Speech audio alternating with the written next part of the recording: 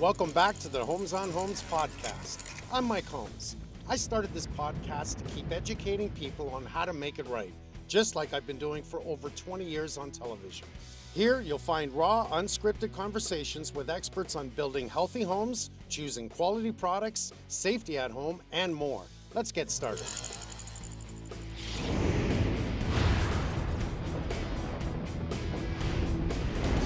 Mike Holmes, everybody. How cool is this? How many people watch the show or have seen the show? Okay.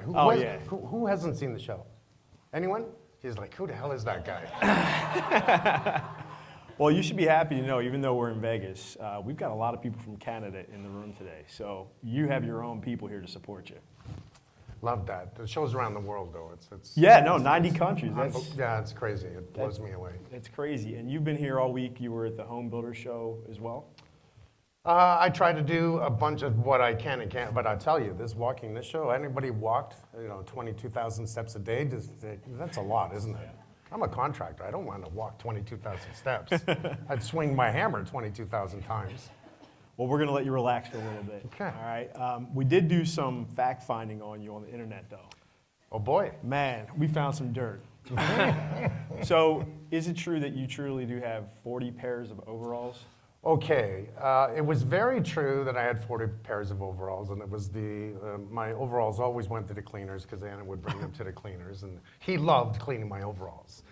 And I kept them because I thought one day, you know what, because I'm the ambassador to World Skills and Skills USA, Skills Canada, that I can sign a pair of overalls and give them away to charity here and there. And actually, I think I have 5 left.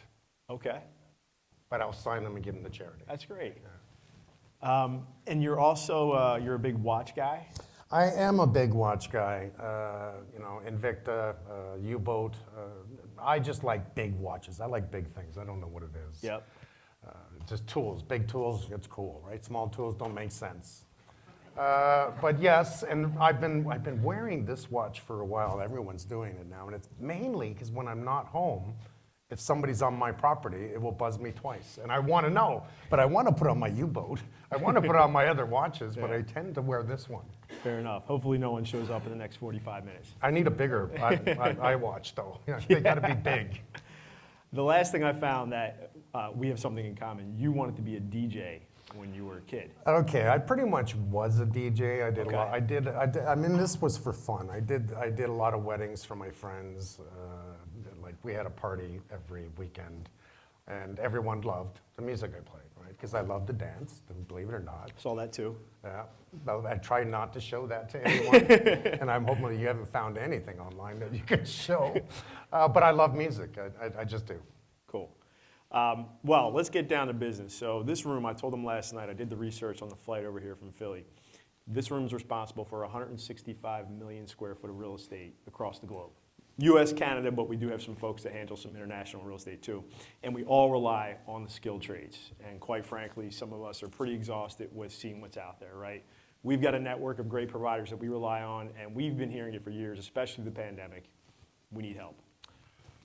You know, when I first started this as a little kid, and I mean, I was 6 years old doing electrical. Like when I tell you the stories, you won't believe it. So you're 35 years. It's actually... I was running a company at 19. I'm turning 62, so this doesn't stop. 25 years of television is kind of strange for me. When this first started, I said, I'll give you 2 years. But even at the beginning, it was hard to find people in the trades. And, push, new guys come in, they work for me, and before you know it, after 6 months, they think they can run their own company, they would leave. And that became a trend that I really started to notice. So for me personally, to find the best guys and pay them well was a way to hold that company and do what I need to do and what I love to do. Mm-hmm. What got you into the trades, though? Like, what's the story behind that? Okay, that was my dad. When I was really young, he was a licensed plumber. He ended up working at General Motors for the rest of his life until he died. And he was the jack of all trades, master of none. I didn't know this until I got older. I thought he was freaking Superman. I did. Yeah. And I used to follow him everywhere. There was no Nintendo, any games for me when I was a kid. I was interested in tearing things apart and seeing what he was doing. So, like I said, at 6, I rewired the whole second floor of the house under his supervision. And wherever he worked, I was right there. And I was there the whole time. And it got to the point where I was 12 years old, and this is all true, I finished my very first basement. And it was my aunts and my dad would come in and take a look at what I'm doing. By the time I was 19, I ran a company with 13 employees. I told the owner, I'm the boss, nobody tells me what to do, and I'll make you money. And I did that for 3 years. But one of the jobs, so I left there and I opened my own. And then one of the jobs I did, I brought my dad in to do the plumbing. Just, I could do the plumbing, I learned, right? But I wanted him to do something. Yeah. So I took this lady's bathroom and bedroom, ripped it apart, and I created her dream bathroom. She used to grab people off the street to just bring them in to show the bathroom that I built for her. So my dad did the plumbing, and I finished it off. He did all the roughing. And then when he came in at the end, because he wanted to see the job, he came in, and he goes, holy cow. So he's walking around, and he couldn't believe what I did. And I said, what are you talking about, Dad? You're Superman. You can do this in your sleep. He's like, no, I can't. You talk about codes I don't even understand. And I guess that's when I realized that, I had a frog in my throat at the time. Yeah. But I realized that my dad was proud of me, and that was the beginning, really, of my career. I did Lazy Boy. I did so much work in every area of Toronto I've been in. It's funny. It's like driving around going, oh, yes, I remember that one. I remember that one. That's great. So HGTV, how did that happen? That was an accident. Imagine this. Someone gets my number and calls me from HG Studios. And just ask Yanni, because I don't know if anyone's ever seen the show. We need you to come in for a month, and we hear a lot about you. I'm like, what is this about? So I go meet them, and I meet the producer there, and I meet Yannick's, and what do you need? What do you need? I'm busy. I do 2 and 3 houses at a time. Right. And they tell me they need me to do little things behind the set for Yannick's. Okay. I said, how much does it pay? Oh my God, that was funny. That was so funny. Well, it's $400 a week. I said, pardon? And I said, you know what? There seems to be a good synergy here, and I like a lot. If I can run my business from here, I'll give you 4 weeks. Okay. That was the beginning, and then I met one of the top guys. Michael McMillan owned HG at the time, and he owned Alliance Atlantis. Very smart, intelligent man, I got to tell you. And I got to meet this big executive producer there, and he wants me to build him a custom straw bale home. So I said to him, I understand you want a Fred Flintstone home, because that's what he wanted. That's round walls, it's all Fred Flintstone. And using straw bale has a natural R40 to it. There's after I studied it, read everything about it, and I looked at it, I came into his office, and I said, you need to change this, and I want you to do this. And he said, no, he was hell-bent. He was like, no, I know exactly what I want to do. I said, well, why are you calling me? Why don't you do it? Yeah. So I got a little excited. And for the next 30 minutes, I had diarrhea of the mouth. And I said, this reminds me of the shows in your channel. They suck. I can tell there's no permits. And I went off. I really did. And I noticed he was looking at me so strange. And I looked at my watch and I went, oh, okay, all right. Mike, I'm sorry. His name was Mike. Mike, I'm sorry. I got diarrhea of the mouth. I got to go. And he stands up from behind his desk and he says, I want a pilot right away. I said, you want me to be on TV? No, I'm not a TV guy. I'm a contractor. Yeah. And he bugged me for months. And then I said, finally he said something right. This is the words that got me. I noticed you want to teach one family at a time. And I said, that's what this is all about. He says, how'd you like to teach everyone at once? I said, you son of a... I own the show or I'm not doing it. And he said, okay. I think they regretted that. But and here we are, 25 years later. 25 years later. I mean, it's a great track record, right? Still filming. Still filming? Still filming. Wow. 12 months of year, nonstop. Everyone thinks, what do you film 2 weeks and you're off for a year? Yeah. No.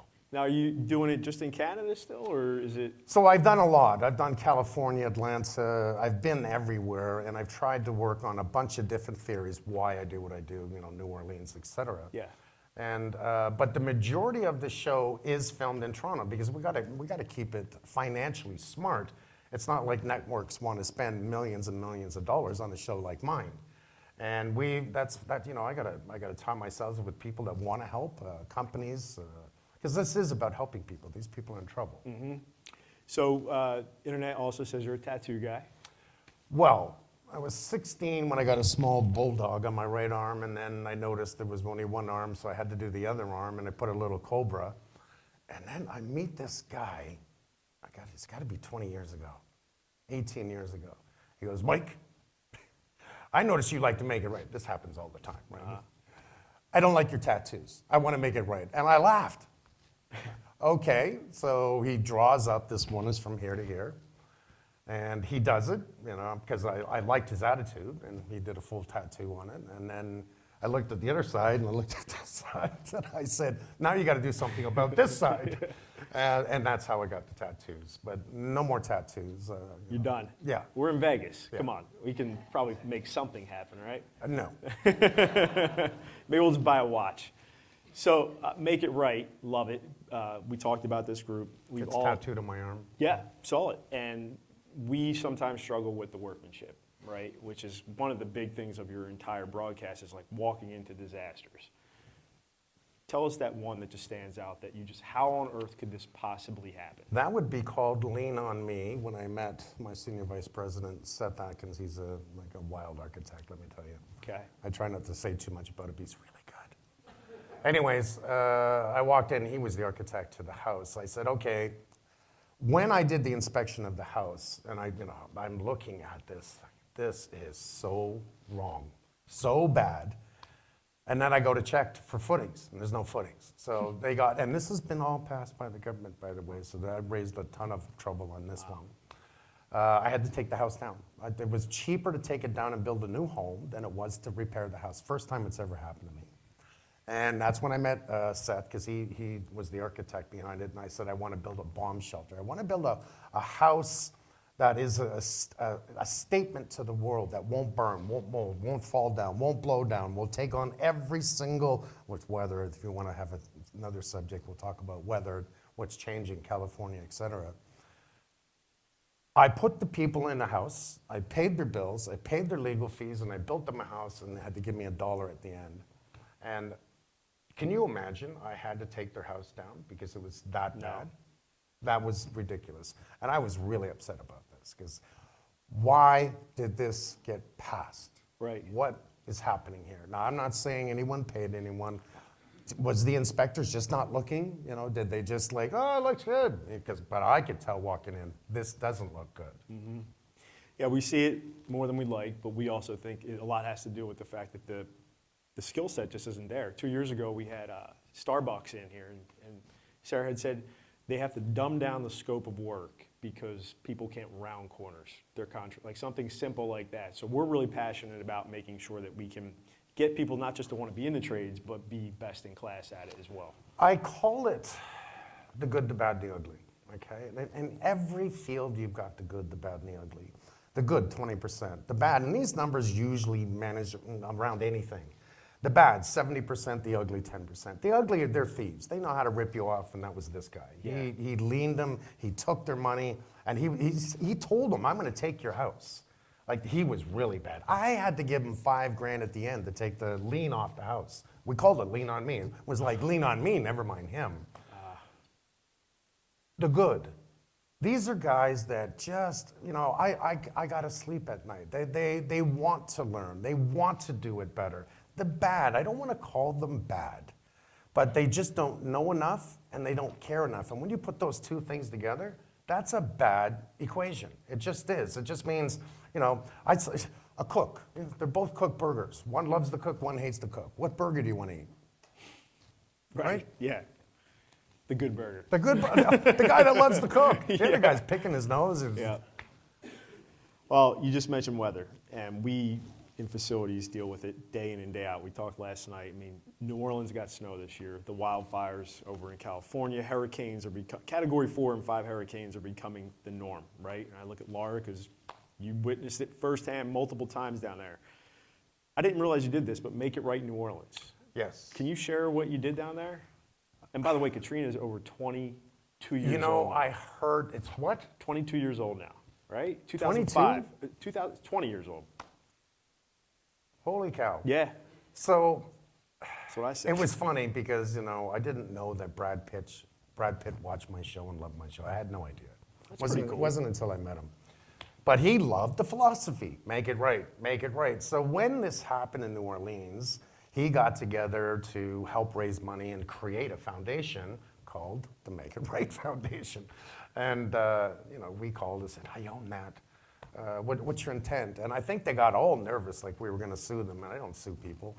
Let's work together on this. And I said, well, why don't I come down and help you engineer it? You've got 13 architects. We'll help you engineer it, and I'll build the first one. And they said, what would that cost? And I said, I'll film it, and I'll show the world. And I said, nothing. And they went, well, that's a pretty good deal. So I went down, and we re-engineered everything. And the one we built, we gave the house back. We were there for 3 months, and it was hell. We worked morning till night, 7 days a week. We did not stop. Even my kids, it was the first day Sherry started, my daughter. So she started on the show, and I conned her like I conned my son to get in the trades. Because they didn't want, Mike, I want to be a firefighter. Okay, that's good. We need firefighters, Yep. right? But, why don't you come work with me? Play with the tools. Nope. Nintendo. Oh, God, he was a black belt Nintendo. I hired him for the summer one time, and I said, I'll pay you good money. And, he thinks that's a joke now. But at the time, it was good money. He's like, yeah, right. Well, it's because he's making big money now. I get why you're saying it. Sherry never wanted to get in the trades. I said, Sherry, we're going to go to New Orleans. Would you like to come and help?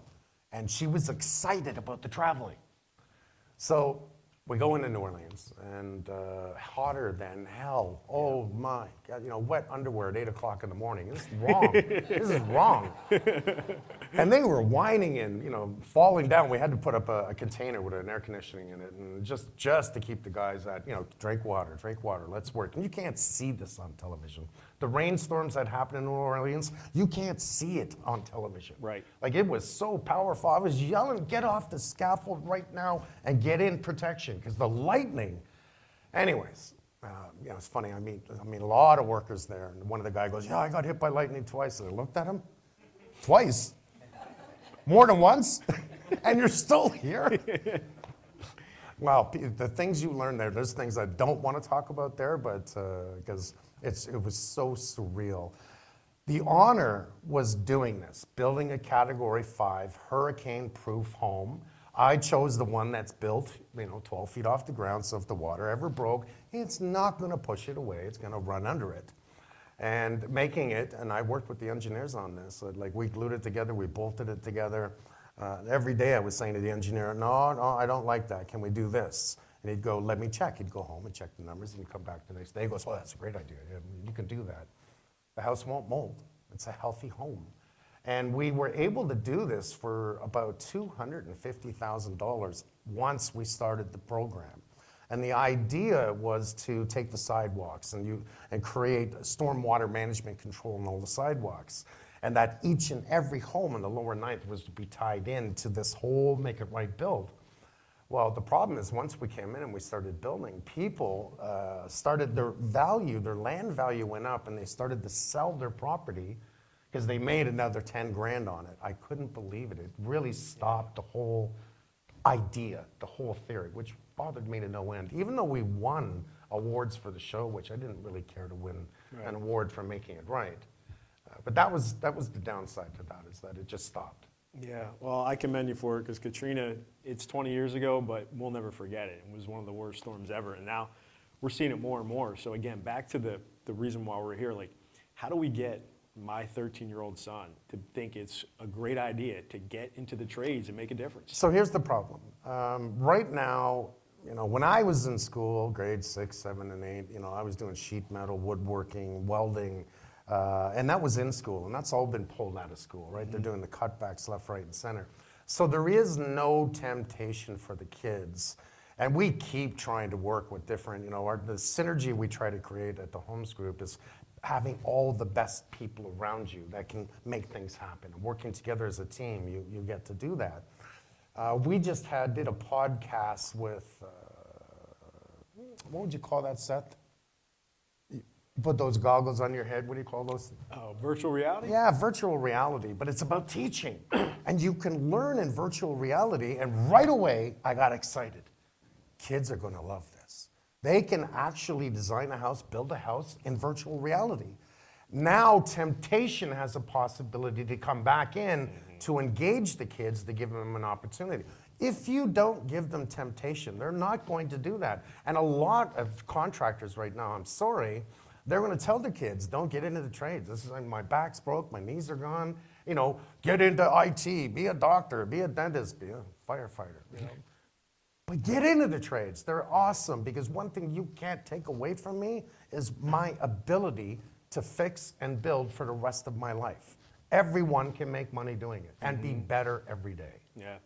We sponsor a construction camp in Philly every year called MyWick. So it's mentoring young women in construction. Your daughter's in the family business now, right? And she's into the trades. How's that going? Well, it's funny because at first she hated the camera. She really did. They were so terrified of the camera. And a bit by bit with me playing with them, they got used to the camera. And my whole goal was to get them into the trades, get them to love the trades. And of course, my daughter was the perfect candidate to become, you know, for women in skilled trades, she's up here, right? People respect her, they love her, women love her. And it took a while, but here's what happened. So I said to my kids, I said, yeah, would you guys like your own show? Because I'm thinking retirement, I'm thinking, and this was 10 years ago. And yeah, I think we could do it. I said, I know you can do it. You guys are so talented in front of the camera, just being real, being themselves, right? Because we don't act. And it was a chaos for me, because then they wouldn't let me go because I got to teach my kids and get them to do what they do. So 10 years later, I'm still filming. I'm thinking, this backfired on me. However, the wonderful thing about it is that Sherry, and watching them, because I'm the ambassador to World Skills, but I keep bringing Sherry and Michael to these events. And they get to see what it's like. And if you've never anyone seen the World Skills? Man, look at it, people that are with me. What is World Skills? It is Olympics of the trades.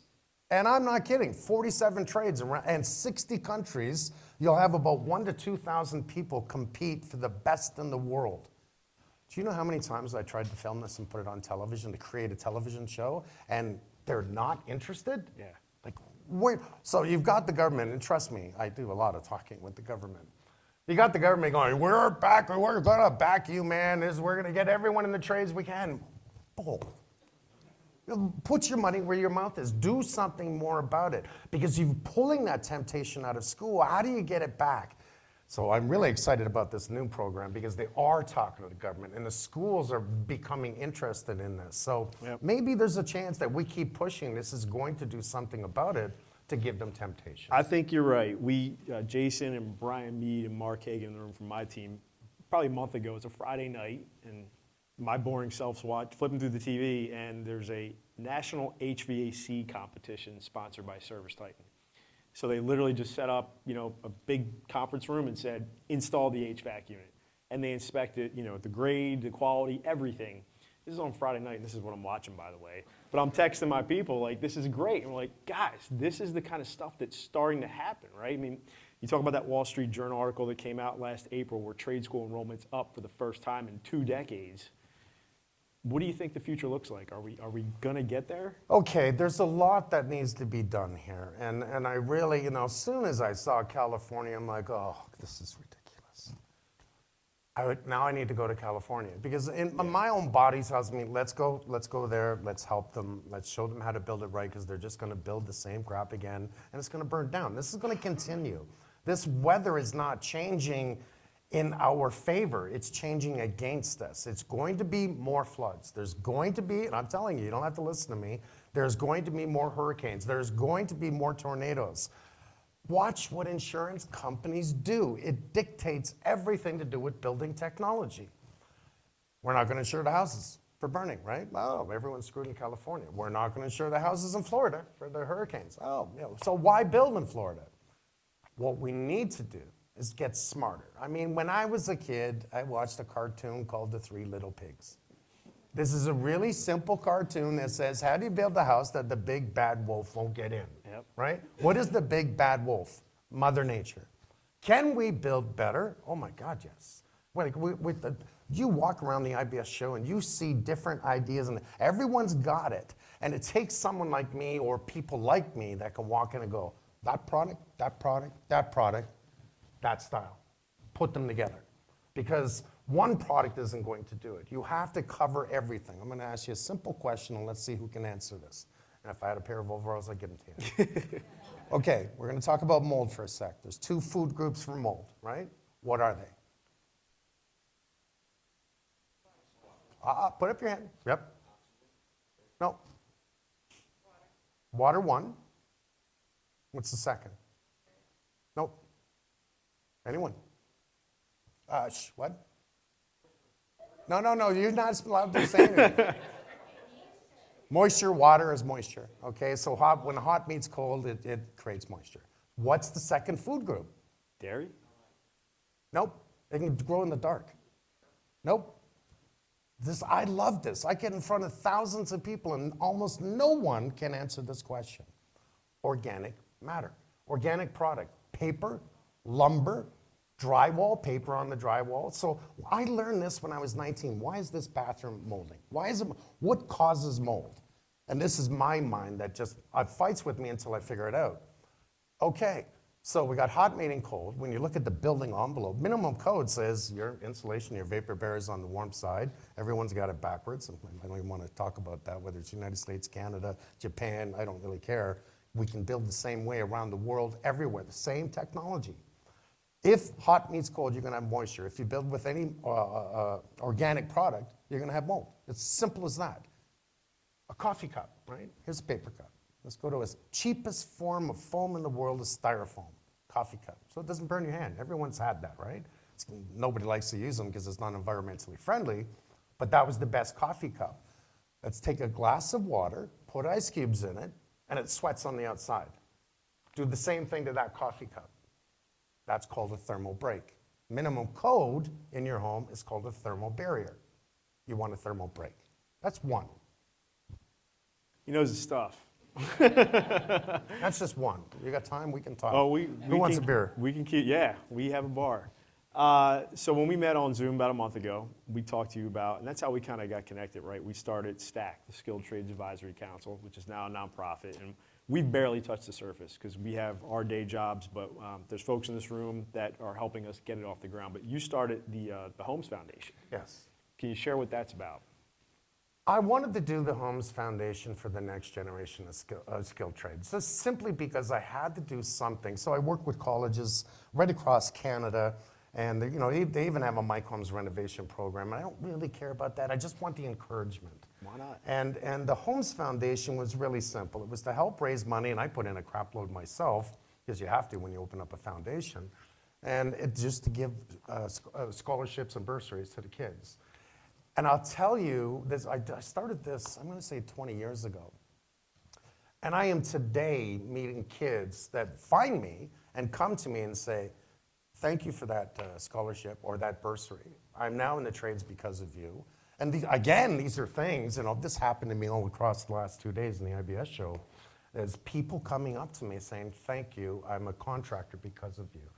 Thank you for please don't, stop what you're doing. I'm like, oh, here we go again. Now I'm going to have to keep going. Yeah. But that's what keeps me going. Love it. I've got 2 more questions, then I want to give the audience some time here. Let's talk just briefly about the next step for you. Like, you said you're thinking about retirement, but that was 10 years ago. My kids would tell you, you're never going to retire, Dad. I say the same thing to my dad over there. I probably will not retire, but I'm getting older now. When I was 20, I could really swing that hammer, and I'm getting older, I got to admit it. But I love what I do. I love teaching. I love working with all the trades that we work with. We take over the whole street when we film. And I got somebody outside apologizing to everyone, moving garbage cans. Like, we do our best to make people smile. Right. Homes on Homes, Building a Legacy is the show that I'm shooting now because I guess really, I have been building a legacy. And it is about my kids taking over and how I can help them. Can they run my company? No. But can they keep doing what they're doing in their own way? Yes. So how can I work with them to build their legacy? Because as far as I'm concerned, it is about my kids. It's no longer about me. And it is about their kids. Yep. My son's about to have a baby boy, which I'm all excited about. Congrats. The Holmes name is going to be carried. Pop Holmes. 6 grandchildren, yeah. Oh, wow. That's a lot. So we had Ben Nimpton here last night. I'm not sure if you know who he is, but he's the bucket list guy, right? And his story is awesome. But we had asked the last panel discussion. I'm going to ask you, what's something on your bucket list before you die? What do you want to knock out? Wow. Wow. I stole that question from Tracy, obviously. But You know, I think my mind is in a different direction than most people. My life has naturally given me massive opportunities of a bucket list that I didn't see coming. Yeah. You know, I was in an F-18, Mach, 7.2 Mach, 7.2 Gs. You don't want to do that. You don't want it. We did 3 dogfights. I was broken for 2 weeks after I got out of that plane. And I thought, why would anyone want to do that? Yeah. It was insane, but that's something, who's been in an F-18? Right. I got something great. Yeah. And I've done so many things that I forget about it until people remind me of, you know, the things that we've accomplished. So maybe I've just created a different bucket list. Like I thought, well, I love Europe. You know, I've just bought into a wine company. We import wines. And I did that for fun. I did that, you know, in case I do stop, that I'm doing something else. And I can see myself moving to Italy and enjoying the rest of my life. There you go. It's not a bad plan. All right, so before I let the team ask some questions, again, I'll finish with what I started. We are relying on the skilled trades every day. Like right now, It's never going to stop. somebody in this room is dealing with a disaster. What's your words of encouragement to let us know that we're going to be all right with the deficit we've got right now? Well, it only comes down to like, what has my show done? It has made people aware of trying to find the right people, not just anyone, right? Because I keep saying, stop trying to find a heartbeat. You need to find the best of the best. And that is what is going to help change the guys that don't know what they're doing. And I never want them out of it. I want you to learn. Yeah. You know, those bad guys I talk about, I want you to learn. We've only had a couple of people in all the years of television that have come up and go, I did a good job here, right in front of me. I'm like, oh, you did? Okay, let's talk about this, right? Because I will punch you out, but I don't want to do that. I want him to learn from this. So if he wants to talk to me, I'm going to talk to him. And it's only been a couple of times. And I'll say, look, you're going to see this on the show. And do me a favor. Don't do this again. And learn the proper procedure to do this. And hopefully they did. You know, like this wasn't a fight. It wasn't about a fight. But it was about, you know, don't do that again. Yeah. You'll learn from it on the show. Watch the show. Yeah.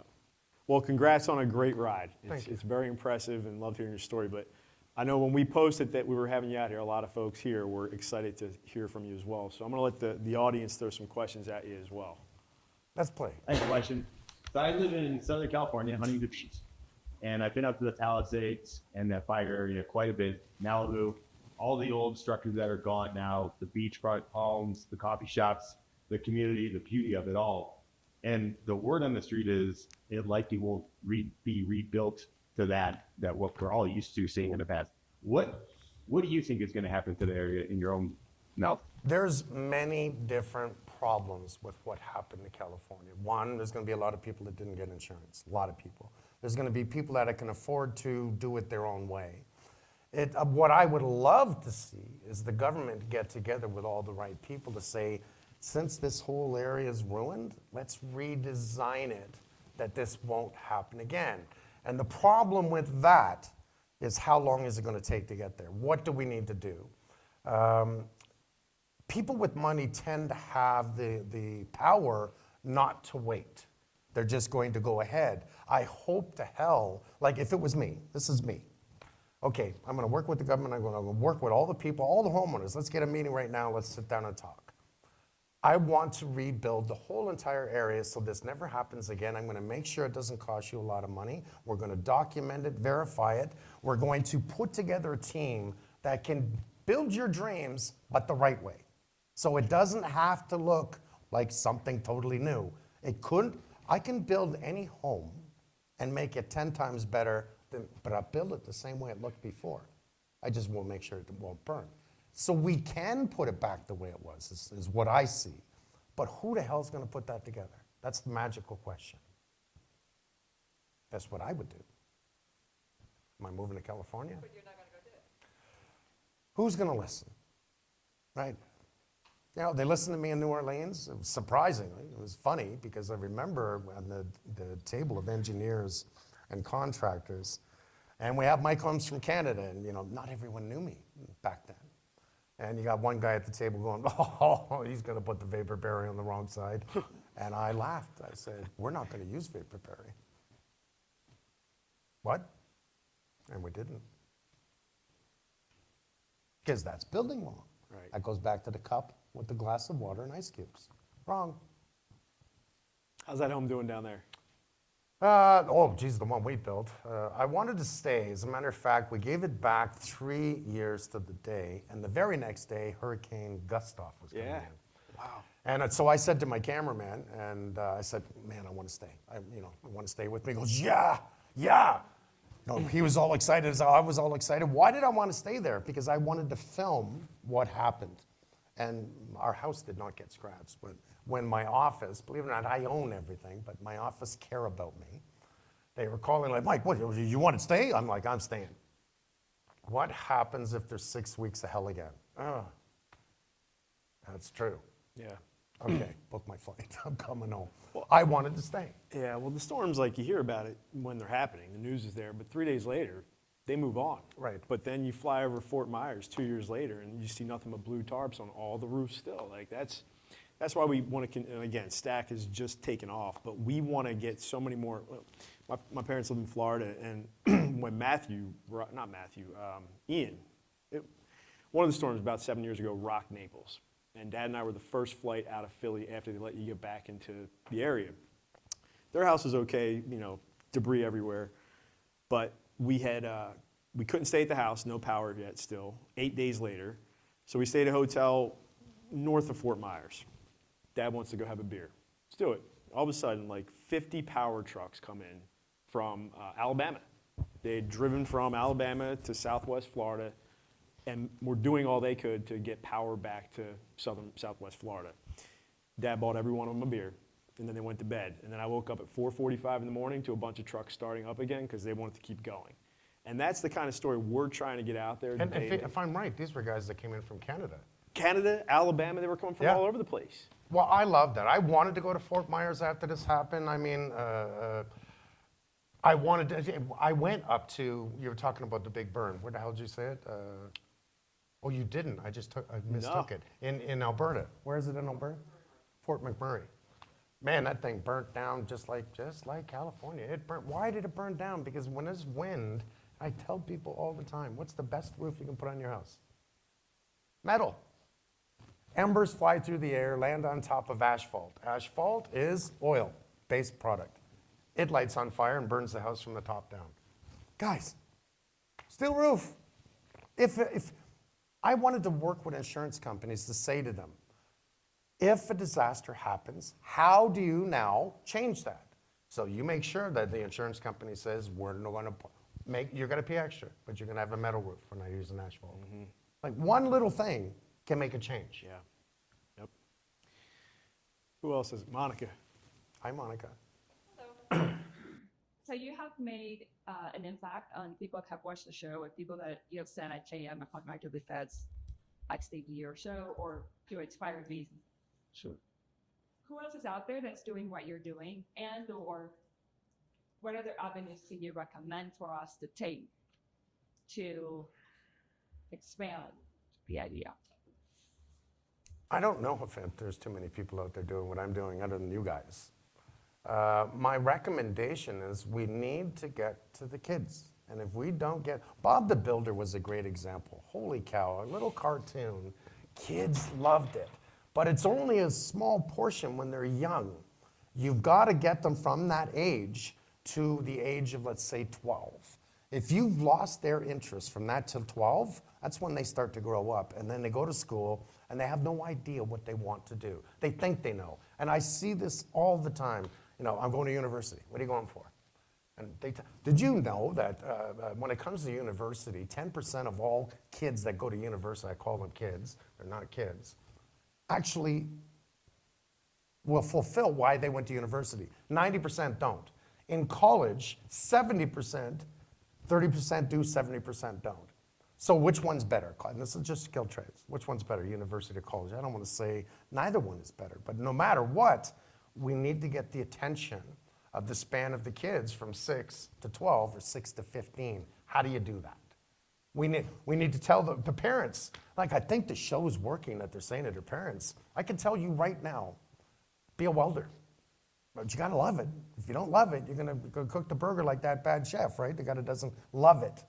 You gotta love it. Why do I say be a welder? Because they are so short on the trades, and they make a crap load of pay. money. A crap load of money. Those guys make money. They print their own money. Yep. Yeah, we talked about that too.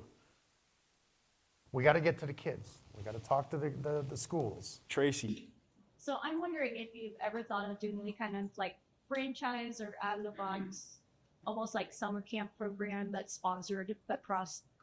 I would love to do that. And the new world is like, then it's me, just me, trying to make all that difference that I've got to pump that money. I've already done that. I've spent millions for kids, millions for families. And that's what I've done. This needs to be a bigger movement. This needs to be a movement that comes within the government, within the people, and people that care. We can do it. It's no different than we talked about how do you fix, California. It's going to take quite a few things to be put together. And if you don't do that, it's not gonna happen. I had this conversation 20 years ago, 19 years ago, 18 years ago, 17 years ago. We're doing it today. Yeah, it just seems like even when you put on like one of the national news networks, they're talking a little bit more about it. Do you see that too? Like, it's not to the point it needs to be, but at least it's becoming a little bit, like I look at college football playoffs. Every commercial break, Home Depot had Pros for Pros, their nonprofit for trades. Lowe's is doing, I think they're committing, $50 million a year to the trades. We talked to them, like, they're starting to get it. Like, there's problems within the system. I just did a podcast about this, and I tried not to touch too deep into it because I don't want to upset people. But I'm also the guy that throws blocks through windows. yeah. And it's because, hey, wake up. This isn't working. What do I have to do or say? Don't you get this? A lot of kids today are going to college and university to get into the construction trade, but because of, and I don't want to blame unions, this is where it gets into a sensitive field, but unions will control how many people they can hire and oversee, which slows down all those kids that went to school to get into the trades, makes it harder. What we need to do is make it easy to get into the trades. Right now in Toronto, especially in Toronto, never mind Toronto, Canada, if you want to learn to drive a truck, if you go get your Z license and everything you need to drive, you got a job the next day. Matter of fact, they'll pay you because they need drivers. They need drivers, and more drivers. Why? Because we're delivering everything. We're buying from Amazon. So crap's being delivered, right? Simple science and economics. We got to create the same thing for the trades. There's a lot of opportunity to kids, and houses are being built, more houses, more buildings, more. All the stuff that we built before needs to be fixed, roads, bridges. No matter how you look at it, it's only getting bigger. So it's a necessity. It's not just a desire. We have to have more in the trades. Women in the trades right now, I'm really excited about is that we have a lot more women getting into the trades, and I get to meet female electricians, welders. I met a female welder. I'm like, you want to be a welder? She was smart. She was, I love it, and I make good money. I said, show the guys how to make it right. That's right. Yeah, I got a 3-year-old daughter at home. I'm not going to tell her what to do, but she can absolutely be a welder if she wants. David. You do construction homes. We all see the rising prices and what it costs to build a new home today. And I go into a model building to kick around and what have, and I just see the quality has gone down and the materials have been easy and ways they've cut corners to, lessen price. What are some of the most frustrating things that you see in a new home today that you're like, why are they using this or thermal pie on the outside or the insulation thing? What are you seeing? After 25 years of filming, and the top 5 builders of Canada, and nothing's changing. Since 1980, they're building crap, and they're building it even crappier. They're just dressing that crap up, right? And you can do that. You can add some garlic in it. You understand what I'm talking about. It stinks, but you can still live in it. No, you can't. This has not changed. And again, this needs to stop. The top 5 builders, they're rich. They make a crap load of money. The materials are going through the roof. No, they want to make more money. It's not just them. There is people taking advantage of the building. But until we go back to the beginning and say, guys, I say this all the time. I don't want to name one, top 5 builder. I go, hey, why don't you build like this and brag about it? And what do you know what he said to me? I don't have to.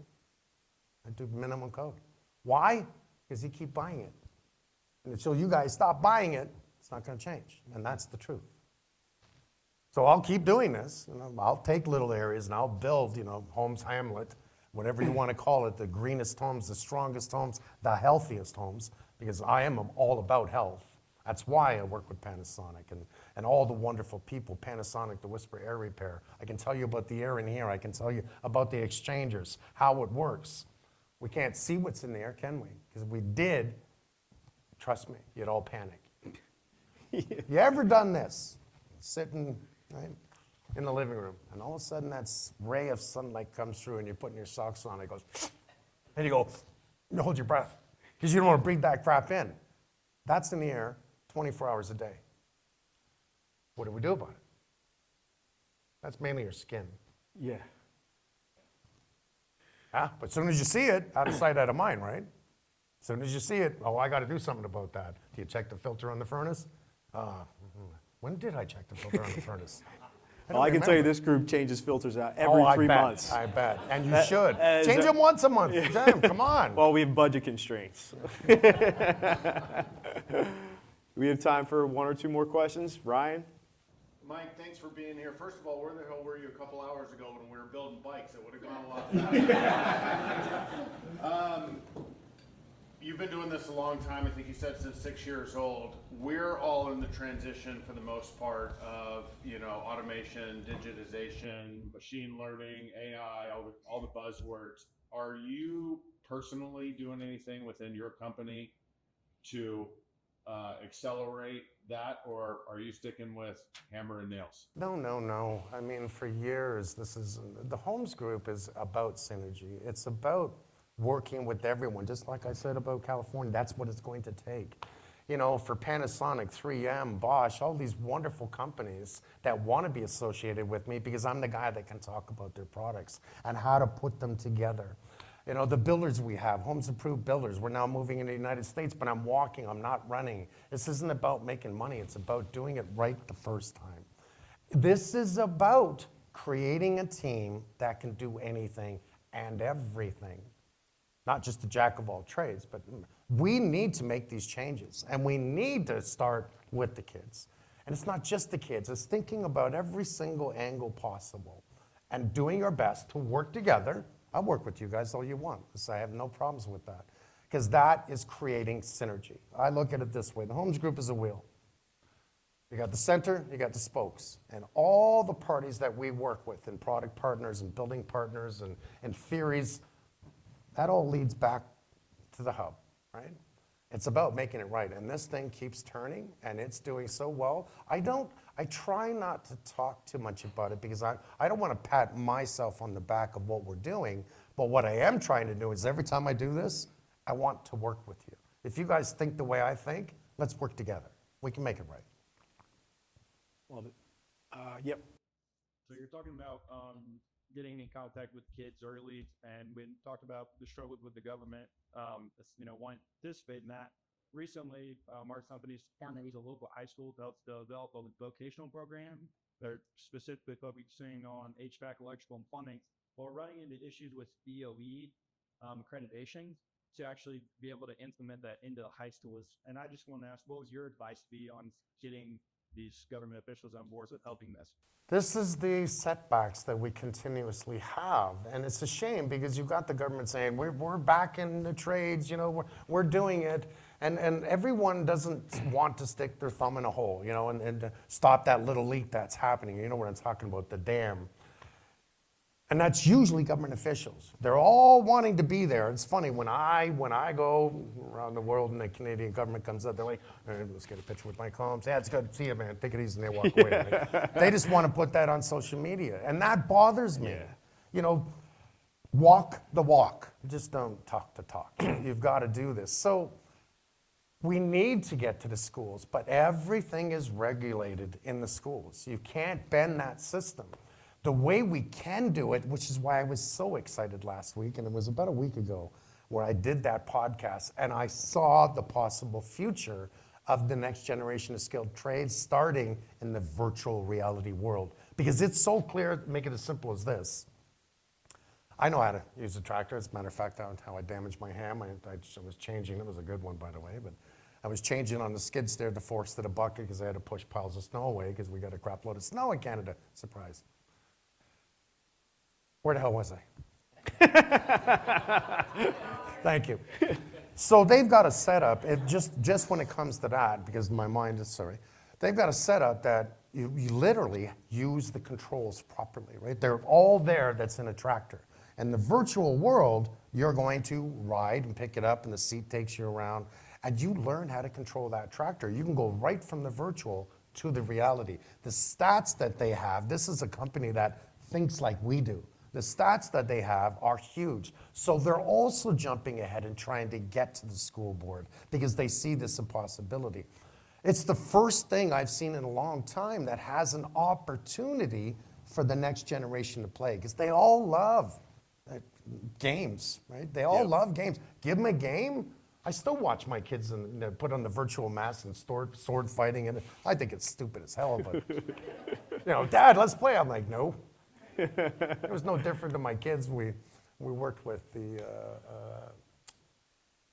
let's see, mega police officers. We did something special with them, and I help a lot of police officers. And so they got us to the ETF, the Emergency Task Force.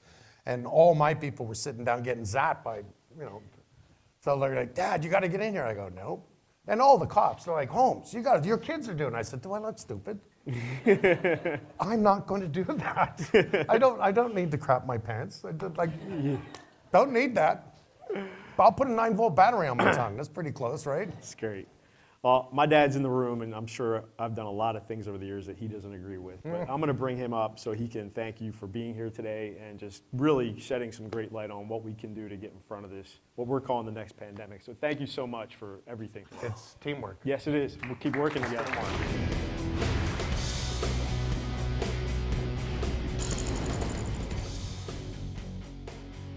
If you like the show, check out the episode page on makeitright.ca for more tips. Listen on Spotify, Apple Podcasts, YouTube, and Amazon Music. Subscribe so you don't miss an episode.